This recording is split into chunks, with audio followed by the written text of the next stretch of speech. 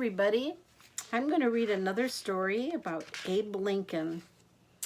He was such a wonderful president, and this one is called Abe Lincoln's Hat.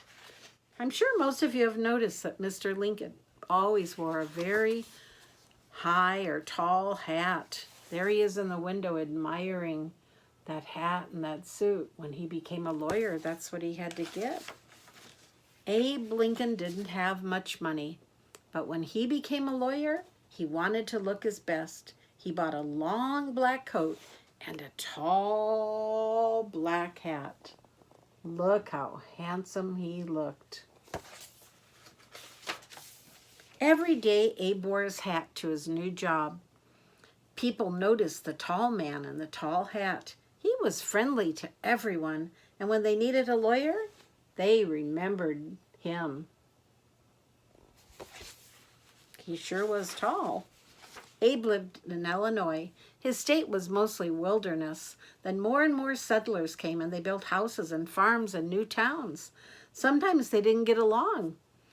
They argued over land and animals and money, and lawyers like Abe could help people settle their arguments. They could help people get a fair trial in court. That was good. There were people like Abe. Abe Lincoln was a smart lawyer. People came to him with all kinds of problems. He helped them all. But you know what? He had one big problem himself. He forgot to answer letters. He forgot where he put important papers. A good lawyer cannot forget.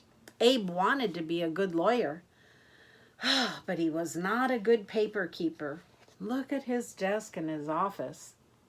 What do you think he could do? Well, he had an idea. His tall hat. He could push letters deep inside it. He could stuff notes into the leather band. And when he took off his hat, the papers would all remind him what he had to do. The idea did work most of the time. But one day some boys played a trick on Abe. They tied a string across the street. They strung it way up high, and everyone else in town could walk under it. Everyone except Abe. Oh dear, here he comes down the street. When Abe walked down the street, the string knocked off his hat. Papers flew everywhere. He bent over to pick them up, and the boys ran out of hiding. They jumped all over him, and Abe laughed. He was not mad at the boys. That was really nice, wasn't it? He liked a good joke. But the trick did not stop him from carrying papers in his hat. I think Mr. Lincoln must have been a lot of fun to know. Once a lawyer sent Abe a letter, and Abe stuck it in his hat. The next day, oh dear, Abe bought a new hat. He put away his old one. Look what's in it. Weeks later, the lawyer wrote again. Why didn't you answer my letter? Then Abe remembered. The letter was still in his old hat. Oh dear. Many towns in Illinois had no lawyers and no judges. So every spring and fall, a judge and some lawyers traveled from town to town. Abe went too. He packed his hat with papers, his checkbook, and a handkerchief. At the head of the parade of lawyers rode the judge. No one could miss him. He weighed over 300 pounds. 2 horses pulled his buggy. Abe's horse was skinny and slow. Look at it there. His name was Old Buck. Abe and Old Buck traveled lonely country roads in the snow and in the rain and just in all types of weather. A lot of mud, too. Traveling made Abe very tired. He dreamed of a soft bed and a good meal. But the lawyers had to stay in a poor country inn. The food was bad. The rooms were cold and the beds were crawling with bugs. Except where the judge slept. The lawyers had to share beds except the judge. He had his own bed. How about that? Early in the morning, the courthouse bell would ring, and Abe hurried to court. Pigs lived under the courthouse. Abe had to talk loudly over their grunts and squeals. People came from near and far to hear Abe. He made trials easy to understand, and he told jokes and stories. People said that he could make a cat laugh. Once, Abe whispered a joke to another lawyer, and the lawyer laughed out loud. "Quiet!" the judge yelled. You are fined $5.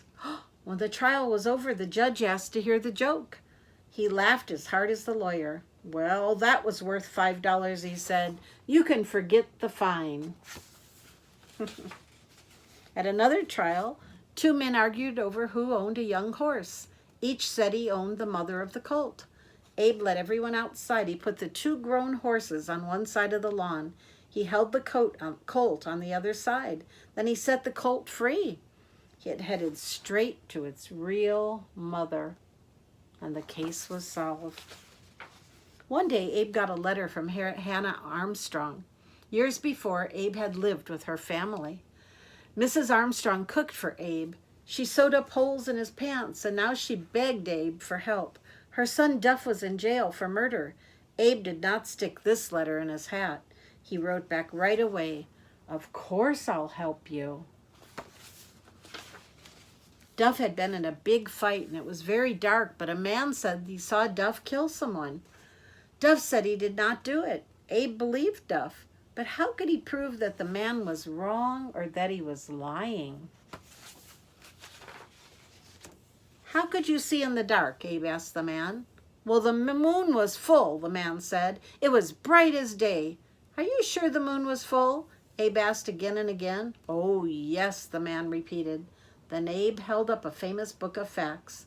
It said there was no moon in the sky at the time of the fight. Now no one believed the man anymore, and the judge set Duff free. That was sure good news. Abe believed slavery was wrong. His state had laws against it, but the laws were not clear. Many blacks were treated like slaves, and Nance was one of them. She worked for a storekeeper who sold her to another man. This man treated Nance badly, so she would not work for him. Abe argued for Nance in court. Illinois was a free state, he said. All its people are free, whatever their color. The judge decided Abe was right. From then on, no one could be bought or sold in Illinois. Abe had saved Nance, but half the states in America still had slaves. In a few years, there would be new states out west. Abe did not want slavery to spread to these states. Abe tried to get elected to the U.S. Senate. If he won, he could make laws to stop slavery. He ran against Stephen Douglas. Douglas argued that each state should decide for itself if he wanted slaves. They gave speeches all over Illinois, and thousands of people came to hear them. Abe lost the election, but you know what? In doing this, he became famous. That's Stephen Douglas, and there's Abraham Lincoln.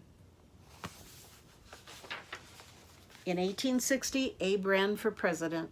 Stephen Douglas ran too, and this time Abe won. Abe grew a beard for his new job. He had to take his family to Washington. At every train station, crowds were cheering the new president. Abe was ready to make his first speech as president. He carried a cane, a tall silk hat, and a speech. He looked for a place to put his hat. Stephen Douglas stepped up. "If I can't be president," he said, "I can at least hold his hat." That was sure nice of him. Abe Lincoln was a great president. He freed the slaves. He worked for fair laws. He helped unite the nation after a long war. But he never changed his ways. He always kept his papers and his tall hat. And these are some real photographs. This is a photograph of Lincoln. This is Judge David Davis. This is Duff Armstrong that he worked to free, and this is a real photograph of Stephen Douglas. And this was when photography was just beginning. The camera was a new invention, so all of this was around 1860. I'm going to read one more story called The Lion and the Mouse. And this is an in and out story. I thought it'd be a good one to read after that because Abe put papers where? In his hat. Then he could see them and he would take them out and read them and know some things he had to do. So when you hear the word out, stick out your tongue. When you hear the word in, pull it back in, have fun. A little mouse was out. Oh, Grandma, don't stick out your tongue. I'll start again. A little mouse was out, scampering upon scampering about when he came upon a sleeping lion. He noticed a crumb dangling from the lion's whiskers, and since the mouse hadn't eaten in a while, he thought he'd take a risk, hoping his luck wouldn't run out. Are you sticking out your tongue and sticking it back in?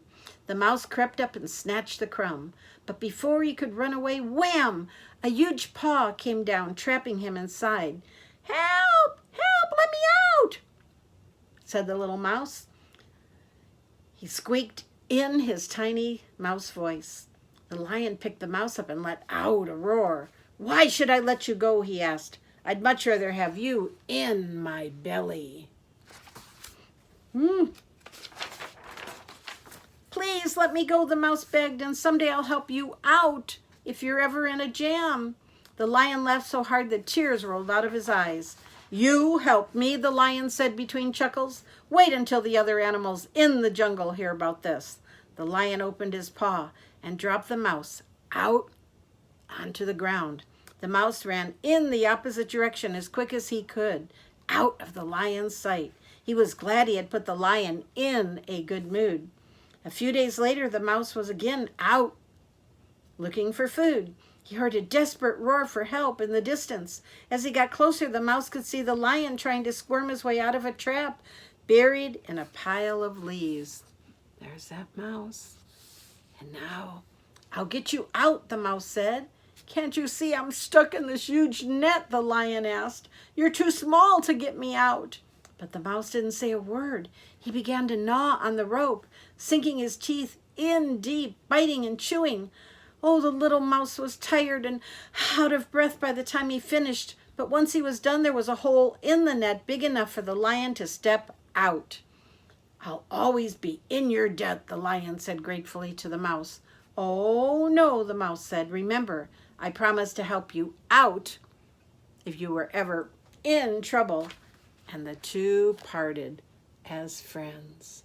Wasn't that nice that he could help him? What a wonderful, wonderful thing he did.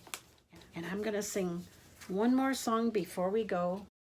What letter is this? That's right, Owen. It's a C. Capital C, lowercase c. And this is got some C words in it. Can you bake a cake? Can you cook a T-bone steak? Can you make a chocolate malted? Can you make an ice cream shake? Can you boil a cup of water? Clean the dishes like you oughter? Can you bake a cake? Did you hear a C word? That's right, cake. What else? Can. Oh, clean the dishes. Yeah, clean. Cream, ice cream. Chocolate. Yes, there might be some more, but let's sing it together, okay? Help me sing it. What letter is this? C. Can you bake a cake? Can you cook a T-bone steak? Can you make a chocolate malted? Can you make an ice cream shake? Can you boil a cup of water? Clean the dishes like you oughter? Can you bake a cake? And maybe if you've got some time, you could bake a cake with Mom. Don't make a mess and just leave it. Help Mom remember to do that, okay? And I'm going to say goodbye and good night and get some good sleep and some good rest. And remember to hug your mommy and your daddy. And I love you so much. I'm going to send a kiss to everyone tonight.